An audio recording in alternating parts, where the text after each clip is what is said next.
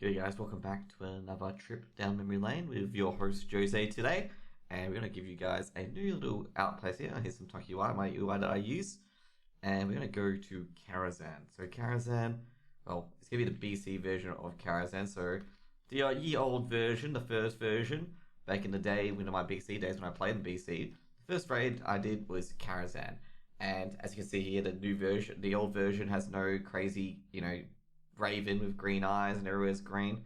It's just a normal old version. So I remember first doing this in BC, and I remember the first time we actually did this raid it was just after we got 10 guys, or I think it was 20 guys to 70, and we were like, okay, let's try this one out. We tried this out at 11 a.m. my time, and I remember we went on a break at Morrows, and we killed Ataman really easily. It was just Morrows was the stumbling block, and I think at the end we got stuck on Opera, because Opera for some reason was really, really overtuned. Like I tell you guys now, that Opera, Romeo and Juliet, like used to hit our tank for about 70% of his health from and you had to get the debuffs to spell very, very quickly. So as I said before, if you guys haven't been tuning in to my other streams, as you can see here, for Ataman, you can't see the other side, like you can't go to the other side in the compared to the Legion version.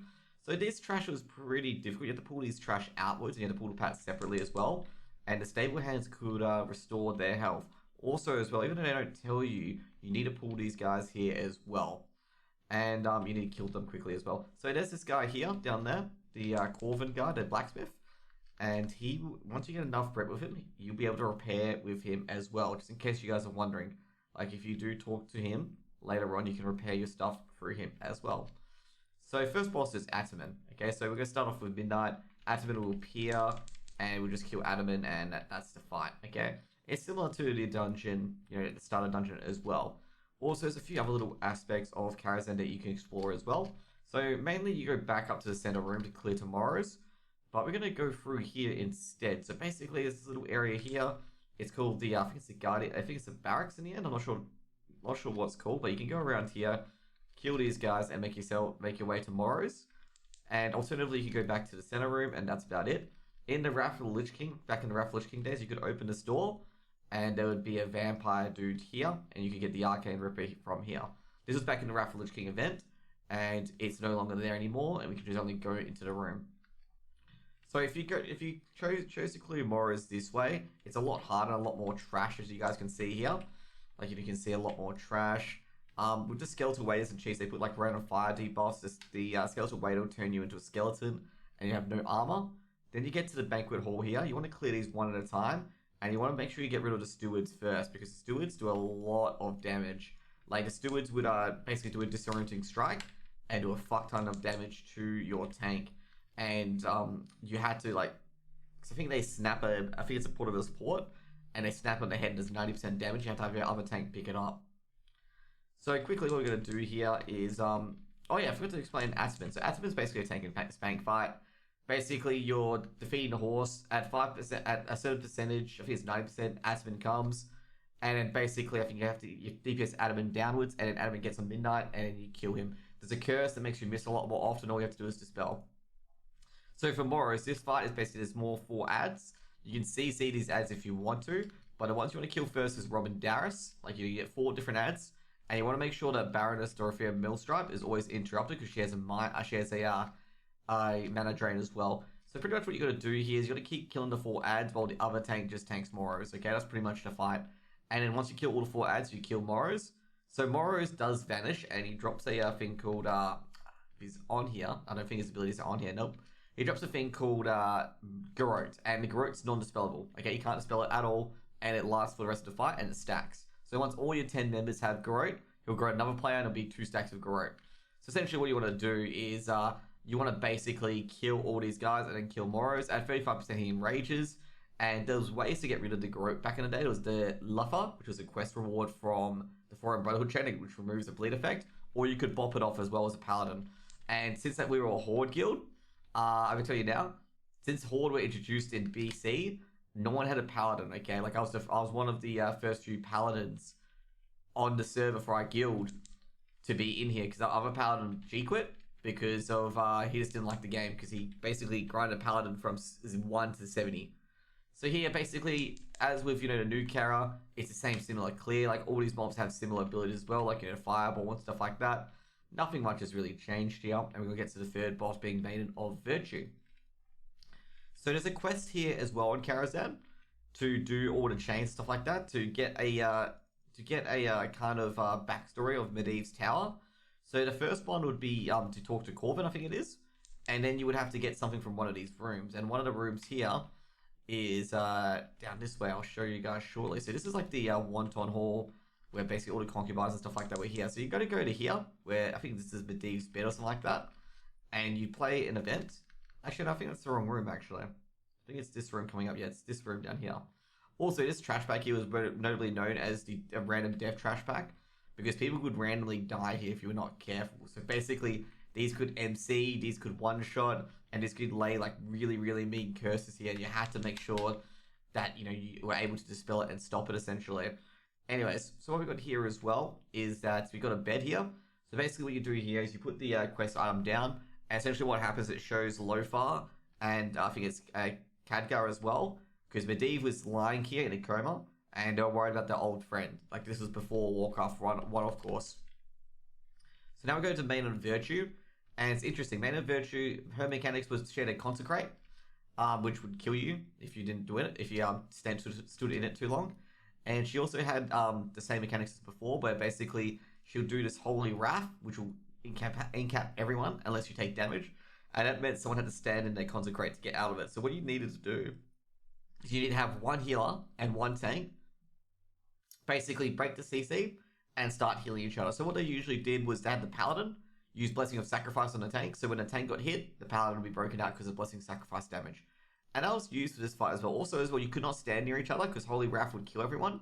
Sorry, I got the thing wrong. It's not Holy Wrath, it's like Repentance is the ability that she CCs everyone.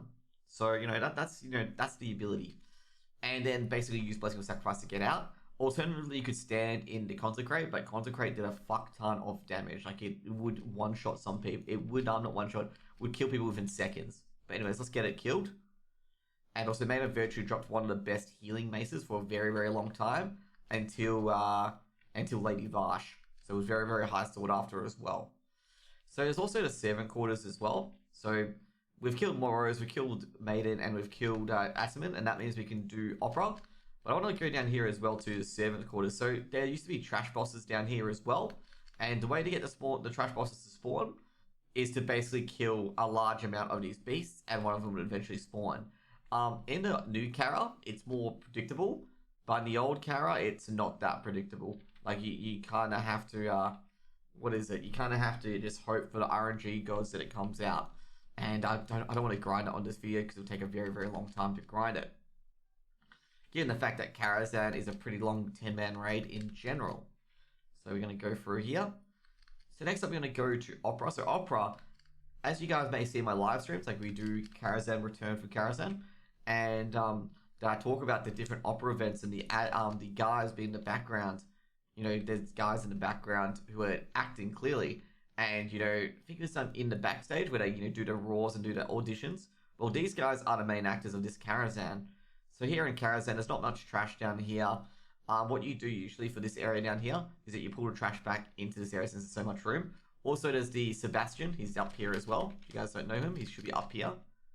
There he is. There's Sebastian. Okay, there's the organist as well. You can actually talk to him as well by clearing out the trash. But it doesn't give you anything, you know, in particular that would make this dungeon a bit easier. So, as per usual, there's performers. This time, there's no people in the back room for Legion, and they still do the same thing where they blow up when they die. It's actually most comical in the trash pack when we first did it, is that like all our raid died to the ad blowing up, and then the trash reset. So you're going to do this differently as well, where Opera starts with Barnes, once again, the stage manager telling us to break a leg. So you can get free Opera events. You can get Romeo and Juliet, you can get the Wizard of Oz, and lastly, you can get Romeo and Juliet, Wizard of Oz, and the Little Red Riding Hood, and a Big Bad Wolf. So basically, Little Red Riding Hood was basically a tank and spank fight, and basically you had the Big Bad Wolf on the other corner here, and you would sit here like this, and basically what would happen if you turned to Little Red Riding Hood, you would basically, you had the Big Bad Wolf here, you would basically run along here, and then run along there, and keep cutting the Big Bad Wolf around the room. If the Big Bad Wolf hits you, you're pretty much dead. Also, as well, if you had Wizard of Oz, basically there was fire moves, water moves, and Thunder Arm and stuff like that. that would slow down, like for example, Tin Man, if he got hit with a Frost ability or I think a Thunder Arm ability, he would slow down. If the Scarecrow got hit by a Fire ability, he would basically be disoriented for 10 seconds. And I think Dorothy, Toto, and a few others were basically you just had to kill them, essentially. And the Lion, if you feared him, he'll be feared for 30 seconds. So pretty much a Warlock was very, very good for this fight, just an FYI, because he could do two of the things. The same with Mages as well. And essentially what you did was you cut Tin Man around, you killed Dorothy and Toto first. Like Dorothy and Toto would spawn first. Then it would be, I think, then it'll be him. Then it'll be Raw. Then it'll be Scarecrow, Strawman. And then lastly it'll be, it'll be Tin Man, or Tin Head. And, you know, as you see here that Dorothy will come and attack. Then I kill Raw as well, because Raw spawns with 5 seconds in the fight. And you gotta make sure that he is feared right away. And sometimes for Raw, he can be feared out of the room. It doesn't reset the boss, but it makes it really, really hard for you to, be able to re-fear him again. So afterwards, when you kill all the Wizard of Oz, the Crone spawns, and this is where the fight becomes brain dead easy. So essentially what you gotta do is she's tank and spank, and you just gotta avoid the tornadoes, and that's it. Okay, and that's pretty much the fight. So next up, we're gonna go through the famous gold farming spot. So this area used to be a famous gold farming spot where basically people used to clear Karazhan up to Opera, and then clear this area out, the philanthropists, and they dropped a lot of gold. This trash mob was linked to a curator, so that's why they didn't kill curator, and they would just farm this endlessly for gold. Like what they would do is they go in 30 minutes later when the raid's reset, they come back here and farm it again. Now, they can't reset the instances they've killed bosses, but they consistently kill the philanthropists because they used to drop about 10 gold. Like, I think it was 10 gold or 100 gold, something like that. It was something ridiculous. I think it was 10 gold, which was a lot of gold back in the day compared to now, where 10 gold is like, just a drop in the ocean. So now we're going to go towards, Nightbane. So, when you kill Curator, when you kill Opera, this door will automatically open, and you'll now spawn from this door. Okay? Instead of spawning from the entrance, you can actually run to the top of Karazhan and go onto the bridge entrance, and you'll zone in here instead. That's before new Karazhan came out. Now you have to go in from the old entrance to get to there. So we're going to go to Nightbane. So this is a secret boss back in the day. So what you had to do that entire quest line, and you had to be exalted with the Violet Eye. And there used to be something here for Nightbane. I'm not sure if it's here or not, because you don't need to earn anymore. They give you something as well. That's interesting. A ghostly philanthropist in the area around here, in a different area. I'm trying to find out what you need. So I'd be surprised if you need the urn, because they got rid of the urn. Like you need Nightbane's urn to activate the boss. Okay. Where is it? But either way, so Nightbane would come here, and you'd use the urn to summon him, and you would defeat Nightbane here, which is quite odd because, I can't find the urn that you use to summon him unless you need to complete the BC chain still. But it's pretty easy to complete the BC chain. Also, as well, you can see the farmland, when you enter Karazhan as well, as you guys can see here, and the farmland on the other side as well. You can see all the stuff as well. You can actually access old ZG from here as well, because this instance connects to ZG, and you can actually go to old ZG, like the really old version of ZG, like alpha version from Karazhan. So you can do that as well. Anyways, we'll go back in here, so clearly because you can't summon Nightbane. Also, as well, you can also access here as well. That this will open up back to Morros. So if you're stuck at the start of an entrance, you can go through here to get to this broken stair area. So there's multiple ways to have a shortcut through to in Karazhan. So you want to go up here as well. This trash pack is basically the same in Karazhan as per usual. They basically put a curse on you, or they hit the tank really hard. The trap souls are casters, and the other dudes, the ghastly haunts, I believe, they are basically tank and spank, and they put a nasty curse on the tanks, and you need to just get rid of it. That's all. Essentially, these trash mobs are very, very easy to kill, and sometimes what we did as well, we just drew them all together and AoE'd them at the top, because they didn't hit the tank that hard towards the end of the expansion, and essentially, Karazhan was just run to the top, easy peasy, done. So now we're going to keep going up here. It's going to be a longer than usual episode, because Karazhan's really a large dungeon. So for this trash pack, you attack these guys separately, the Watchmen, and essentially they do a nice little arcane explosion, an arcane hit, and you need to make sure you back out for it. So next one's going to be Curator's Room. So pretty much, as I said now, like all these rooms are pretty much similar to the Return of Karazhan. And what you need to do here is you needed to kill the Arcane Anomalies to get your mana back. So the Arcane Anomaly would the Siphoners would siphon your mana, so you just basically AoE them down while just hitting the anomaly at the same time. And then, they would all die eventually. What you had to do as well, you had to pull these guys back into the other room. Because Curator had an unnaturally long, like big aggro range. And what you had to do, you had to get a Hunter to be like, okay, I'll pull this and then run across behind the room to make sure that they didn't pull Curator, okay? Because Curator had a huge aggro range. And the worst one I'm going to say now was this pack here, okay? This pack was probably one of the worst to pull. You had to wait for Curator to go in there and then come in, pull it back, and hope that Curator will pat back out. And, you could sometimes accidentally aggro Curator when you try to pull it back out. So Curator was a unique boss fight where he basically spammed ads the entire fight. So basically the fight required you to just kill ads and cleave on Curator if you could. You didn't have to.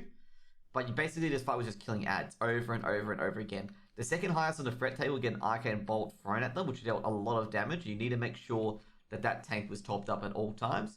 And lastly, when he runs out of mana, he goes and evocates and he gets dealt 800% extra damage. Okay, and that's when you DPS him really, really hard.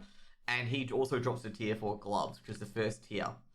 And he is very, very once you get the once you have enough DPS to kill the ads over and over and over again, the Curator becomes very, very easy, and the 800% is when you pop Lust and DPS him down. Lust, Heroism, whatever you want to call it. So basically now you go into the next area of the Guardian's Library. There's a lot of, Arcane Protectors and stuff like that here as well. And essentially, these Mana Feeders here, they can only be damaged by, well, they used to only be damaged by physical attacks. They could not be damaged by magical attacks. But they've changed that. Actually, no, they haven't changed that, as you see here. Like, it's not being damaged by fire. And also, there's also a lot of these mages here as well. As we clear out these areas, you'll see there's a lot of mages here doing their studies. You do have to visit a few of these guys to get certain chains done. And to get also to get the Nightbane urn as well. Also, there's these dusty old tomes here as well. They used to contain a bonus, which gave you a big bonus in this instance. And most of these bonuses were absolutely massive. So as you guys can see here, there's a lot of ads here as well. I'm not sure why the tomes aren't here, because normally these tomes are lootable. I think they may have stopped it because it was used in a glitch, these tomes. And they may have stopped it. Here we see, guys, basically, you see all the ghosts of the conjurers and stuff like that. They were used as part of the Nightbane chain. You basically need to clear out all these areas. Alternatively, what you could do as well is that you could clear this area out. And what you could basically kill Shade of Iran, because these were tied to the next boss, which we're going to explore. And essentially all these guys will be gone and you could do your quest then, instead of clearing all the trash. Because this trash was a bit annoying to clear. And it's like, why bother? We can always just kill Shade and then get back up into here. So a lot of these mobs, basically you pulled through this area here and then you pull the Protector as it hits the bench here. There's multiple bosses in this area and some of them you do have to kill and some of you don't. Like a lot of bosses in Karazhan are optional. And this first one being the most optional boss being Illhoof, which we're going to go to shortly. So there's a lot of, people who are interested in this area in Karazhan, as you'll see shortly. For this area, there's invisible mobs as well, called Spell Shades, as I can see here. And they would briefly go invisible. And also there's the magical horrors, which explode upon getting hit with death. And not magical horrors, the mana warps. And you just have to back off from them when they exploded. Alternatively, you could actually, scatter shot. You could do like a disorient just as they explode and actually do no damage. So there's little glitches you can do in this instance, and clearly the tomes aren't available here. So I think they disabled the tomes. So eventually, Spell Shades, what you had to do, they had a volley. They had a volley and a normal spell blast, just interrupted them and kept killing them over and over and over again. There wasn't anything special to this dungeon, to these trash packs. The later ones, also the Spell Shades could be CCable. With this trash here, with the Harmonicus, you can actually CC this trash as well. But overall, you want to kill them pretty quick. The Harmonicus, though, you want to be very, very careful, make sure the spells are interrupted. So we're going to go to Illhoof. So Illhoof is in this bookcase here. And Illhoof was actually a surprisingly hard boss, mainly because of the sacrifice mechanic. And mainly because of his other mechanics as well, where he had a giant imp as well, which you needed to kill to make sure Illhoof takes more damage. And the hardest part about Illhoof is that you needed enough damage or enough immunities to get out of his sacrifice circle because sometimes DPS wasn't enough, basically. And I think he also had a pretty nasty fear and CC as well, which needed to be dispelled. And there's something about something about his loot as well. Like he only dropped a really good Feral Druid staff, which not many people did because they didn't have a Feral Druid tank. But he also wasn't needed either, so people didn't do it because of that.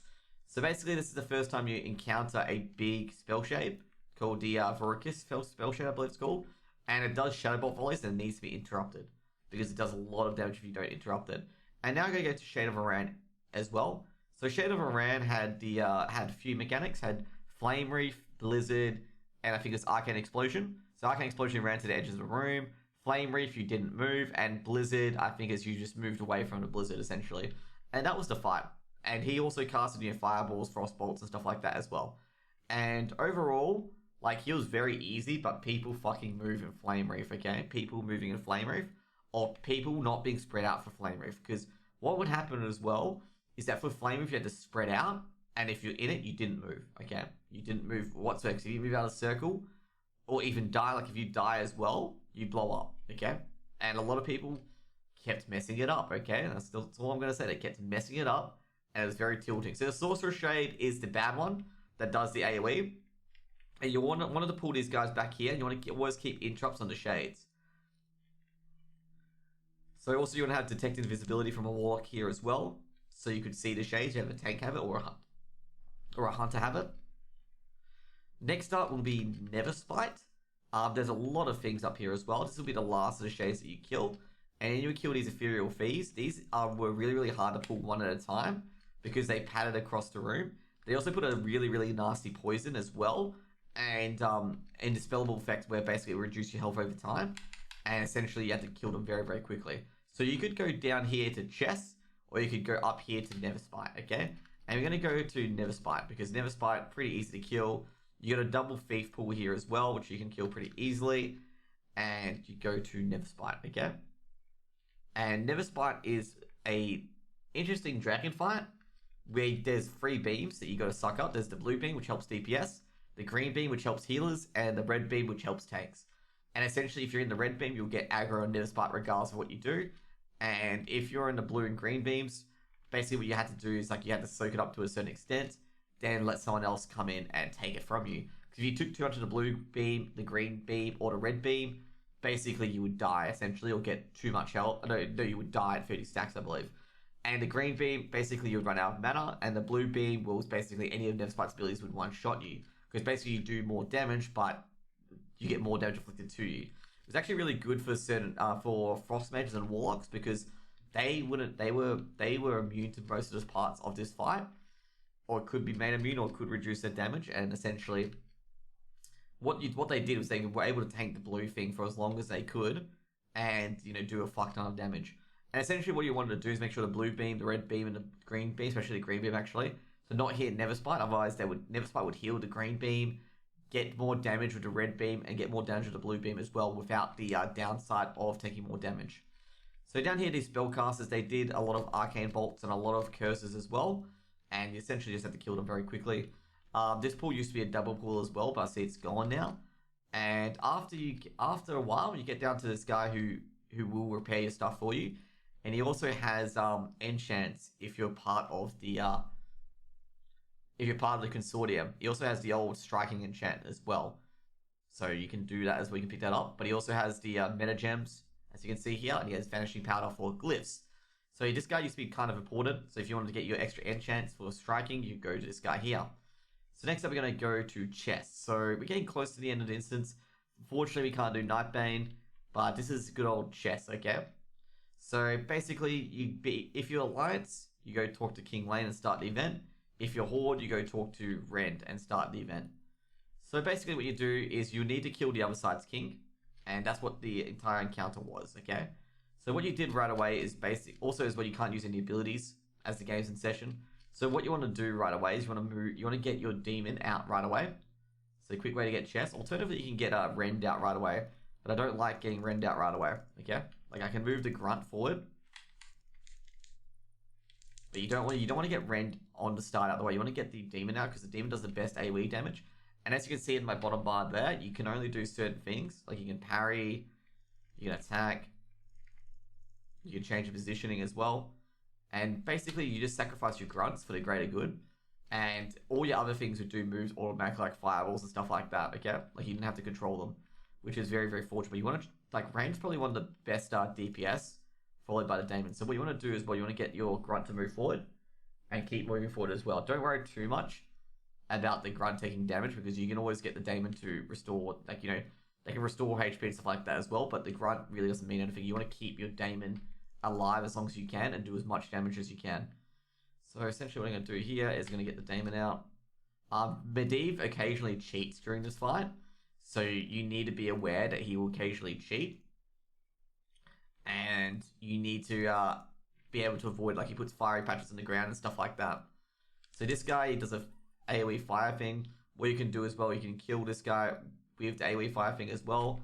He will do a water pulse, but the fire thing does some more damage, okay? It does a lot more damage, okay?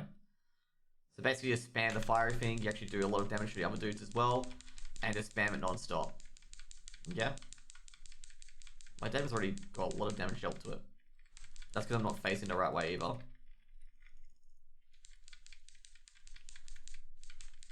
For some reason it's doing a lot less damage, like it's not doing its full damage. I have no idea why. Because it's meant to be doing 1k with the thing.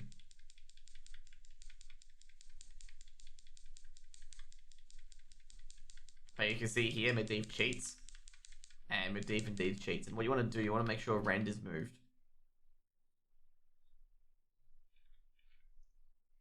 Because Rend will take a lot of damage. Hopefully I don't fail the chess event on this. So next off is King Lane. So you can cleave Lane from here. Like, Rend is OP, like he can cleave 2 squares in front of him. So can Lane, but Lane has to face your direction basically. And Lane will be healed up by his medics quite a bit, okay? So like the clerics here will heal up King Lane a lot, okay? Will heal up a lot. So as you see there, so the cleric will straight away heal up King Lane.